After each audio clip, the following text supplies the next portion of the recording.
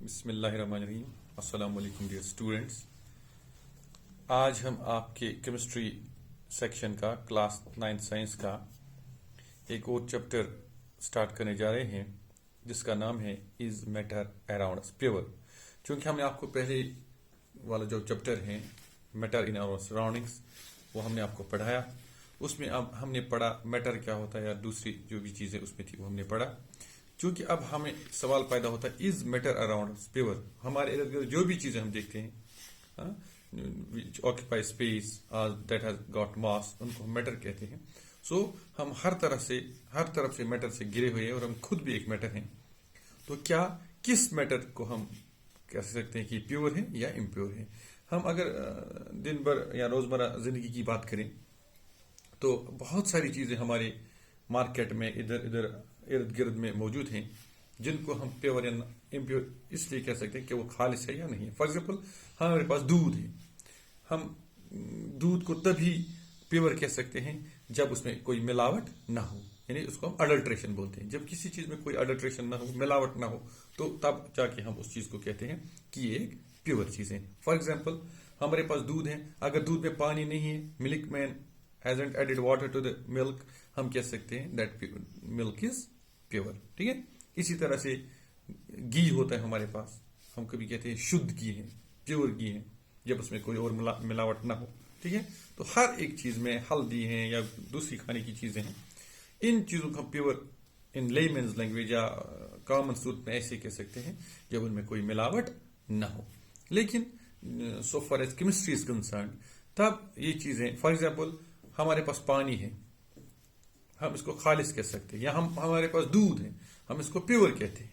अगर उसमें पानी मिला हुआ ना हो, एक्स्ट्रा पानी मिला ना हुआ हो, एडिशन ऑफ वाटर नहीं हुआ हो, तो हम इन लेमन्स लैंग्वेज उस दूध को प्योर दूध कहते हैं। लेकिन साइंटिफिकली केमिकली हम उस दूध को प्योर या दूध को प्योर नहीं कह सकते, क्योंकि जो डेफिनेशन है प्योर सब्सटेंस की अकॉर्डिंग टू केमिस्ट्री वो ये है, a pure substance consists of only one type of particles, only one type of substance। ठीक है, प्योर सब्सटेंस उसी चीज को कहते हैं जिसमें सिर्फ एक ही किस्म के पार्टिकल्स पाए जाए, कंस्टिट्यूएंट पार्टिकल्स पाए जाए।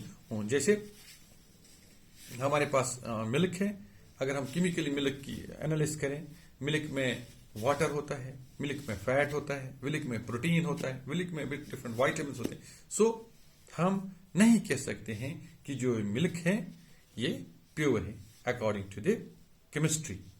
इसी तरह से बहुत सारी चीजें हमारे पास हैं जिनको हम लेमन्स लैंग्वेज में प्योर कह सकते हैं, लेकिन प्रैक्टिकली वो प्योर नहीं है। फॉर हमारे पास शुगर सोल्यूशन है, शुगर वाटर है हमारे पास, हम उसको प्योर कह सकते हैं, सिर्फ चीनी का बना हुआ है, उसमें चीनी और पानी मिक्स है, लेकिन केमिकली वो प्योर नहीं है, क्योंकि उसमें चीनी भी है, उसमें वाटर भी है, यानी उसमें शुगर एंड वाटर है, सो वो प्योर नहीं रहेगा। ठीक है, सो सबसे पहले हम यही कहेंगे कि जो प्योर सब्सटेंस होते हैं, प्योर सब्सटेंस वो सब्सटेंस होते हैं जो सिर्फ एक ही किस्म के सब्सटेंस के बने हो, एक ही किस्म के पार्टिकल्स के बने हो।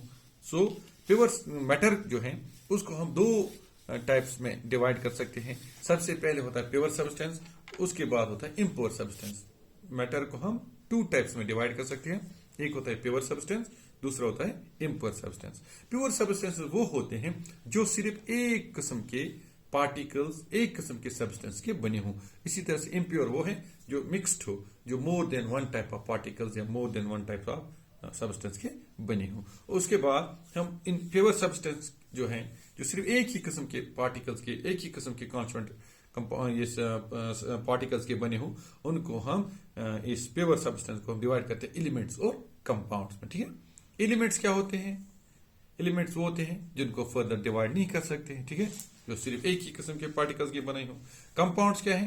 कंपाउंड्स एलिमेंट्स की कॉम्बिनेशन होती है जो एलिमेंट्स के बने हो। इसी तरह से दूसरी साइड जो हमने इम्प्योर सब्सटेंस लिए, उसमें हम होमोजीनियस और हिट्रोजीनियस सब्सटेंस लेते हैं। होमोजीनियस मिक्सचर्स या होमोजीनियस सब्सटेंस वो इम्प्योर सब्सटेंस वो होते हैं, हाँ, जैसे सोल्यूशन जिनका ऊपर से नीचे तक थ्रू आउट दैट जो सब्सटेंस हो एक ही किस्म का, मतलब यूनिफॉर्मिटी हो उसमें, और हिट्रोजीनियस में हम सस्पेंशन और कोलाइड्स को लेते हैं। सो सबसे पहले एलिमेंट हम किस चीज को कहते हैं? What is element? Element is a substance which cannot be further divided or which cannot be split into two or more simpler substances by the usual chemical methods of applying heat, light or electric energy. For example, हमारे पास तकरीबन 114 या उससे ज़्यादा elements हैं जो आपके modern periodic table जो हमारे पास अवेलेबल है उसमें इस वक्त वो देखे गए हैं. सो एलिमेंट क्या होता है? एलिमेंट वो सब्सटेंस होता है जिसको हम फर्दर दो या दो से ज्यादा सिंपलर सब्सटेंस में डिवाइड नहीं कर सकते. फॉर एग्जाम्पल, हमारे पास गोल्ड है.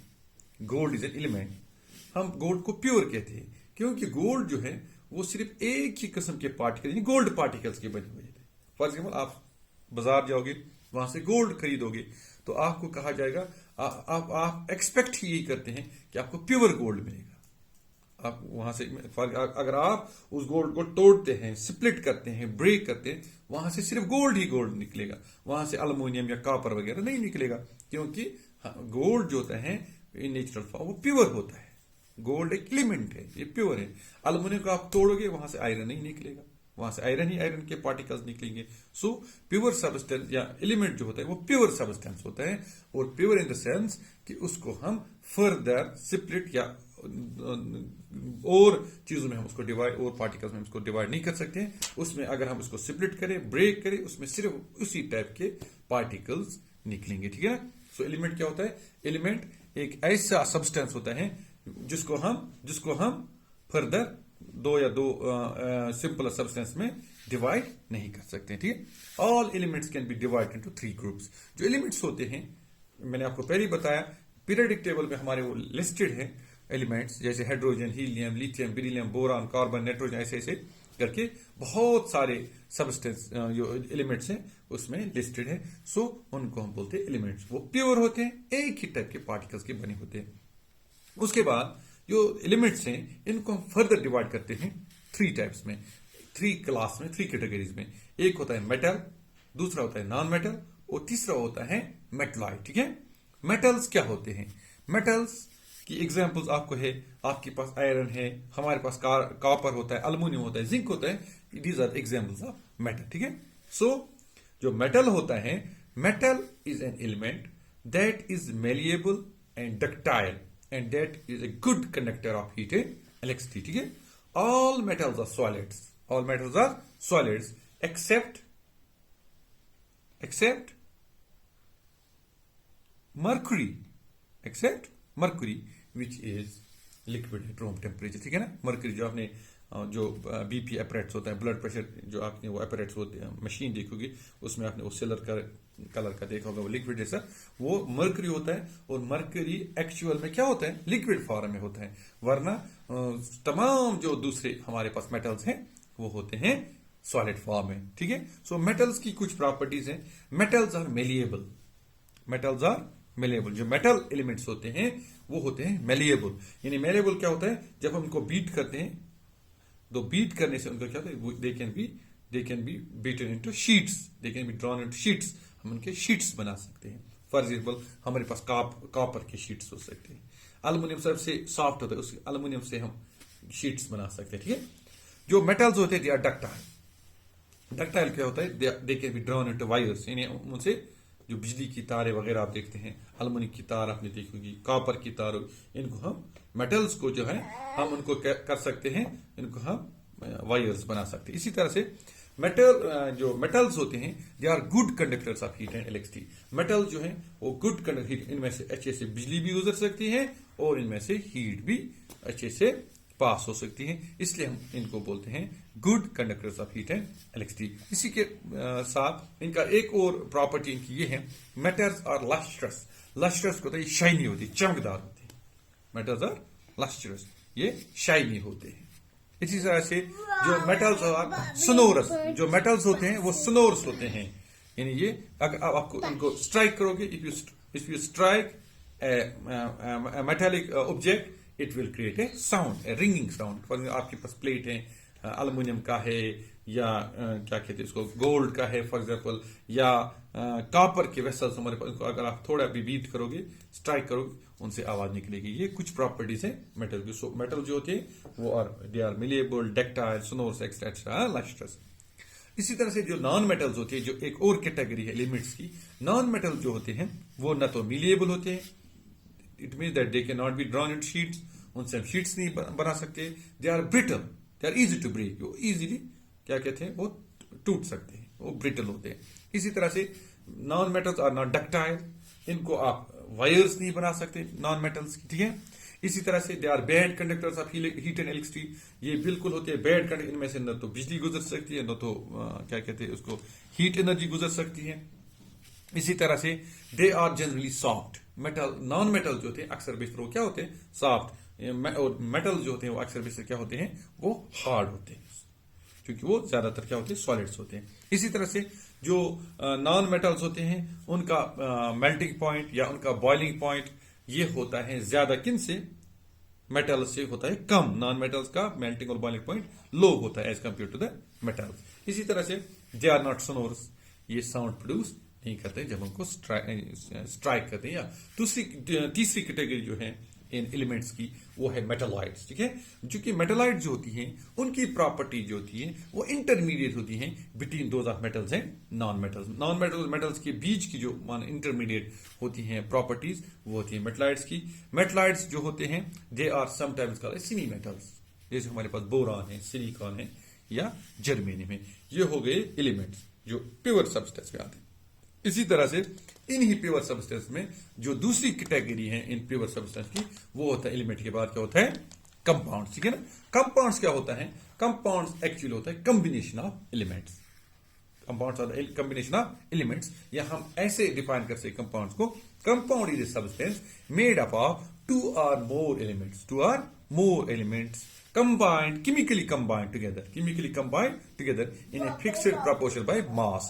जो कंपाउंड्स होते हैं वो एलिमेंट्स के बने होते हैं, लेकिन उनमें जो वो ऐसे ही नहीं होता है कि दो तीन एक एलिमेंट यहां से लिया दूसरा एलिमेंट वहां, उनकी एक फिक्स्ड प्रपोर्शन, एक खास मास लेते हैं हम। जब वो उस खास प्रपोर्शन यानी एक खास मिकदार में एक एलिमेंट का ये मास या दूसरे एलिमेंट का वजन एक दूसरे के साथ मिल जाते तब जाके कोई कंपाउंड बनता है। फॉर एग्जांपल हमारे पास एक कंपाउंड है वाटर, हमारे पास एक कंपाउंड है अमोनिया, हमारे पास एक कंपाउंड है कार्बन डाइऑक्साइड, ठीक है।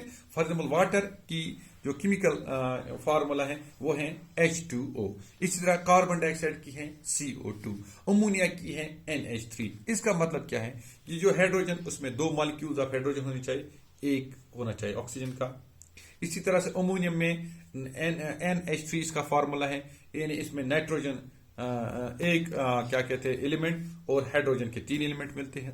इसी तरह से कार्बन डाइऑक्साइड में कार्बन 3 और ऑक्सीजन 2 होते हैं, लेकिन हमने तादाद इस तरह से नहीं देखनी है, हम इसमें मास देखते हैं।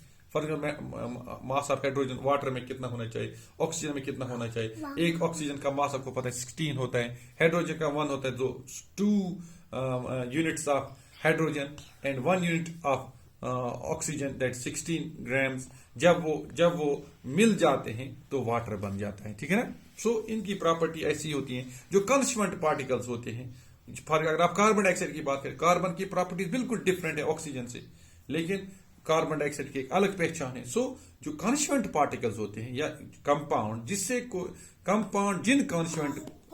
जिन कॉन्स्टिट्यूएंट एलिमेंट से बनते हैं उनकी प्रॉपर्टीज और कंपाउंड की प्रॉपर्टीज बिल्कुल डिफरेंट होती है, ये बात आपको याद रखनी चाहिए। यानी जिन कॉन्स्टिट्यूएंट एलिमेंट से कोई कंपाउंड बनता है उसकी प्रॉपर्टीज और कंपाउंड की प्रॉपर्टीज बिल्कुल डिफरेंट होती है, ठीक है। इसी तरह से जो कंपाउंड होता है इसमें जो होते हैं कॉन्स्टिट्यूएंट पार्टिकल जो होते हैं वो उनकी एक डेफिनेट प्रपोर्शन बाय मास होती है, एक खास मिकदार मास की होती है इन एलिमेंट्स को, तब जाके जब वो मिल जाते मिक्सअप हो जाते हैं तब जाके वो एक कंपाउंड बनाते हैं। उसके बाद एक और चीज जो कॉन्स्टिट्यूएंट्स ऑफ ए कंपाउंड होते हैं, इनको हम इजीली किसी फिजिकल प्रॉपर्टी से हम उनको अलग नहीं कर सकते, ठीक है ना। उनको हम फॉर एग्जाम्पल अगर हम उनपे हीट लगाएं ना, लाइट लगाएं या कोई इन चीजों से, इन फिजिकल प्रॉपर्टी से हम उनको अलग नहीं कर सकते। इसी तरह से एक compound is homogeneous in nature, जो कंपाउंड होता है वो होमोजेनस, उनकी प्रॉपर्टी थ्रू आउट वो सेम होते हैं, एक जैसे दिखते हैं। Have a nice time, thank you.